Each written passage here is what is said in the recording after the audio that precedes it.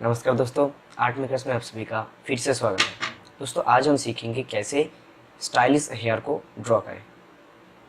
तो इस ड्राइंग के लिए मैंने यूज़ किए हैं चारकोल पेंसिल का। आप देख सकते हो मेरे पास 3 चारकोल पेंसिल है। एक है अप्सरा का और 2 है कैमलिन का सॉफ्ट चारकोल पेंसिल। तो चलिए देर न करते हुए वीडियो को शुरू करते हैं।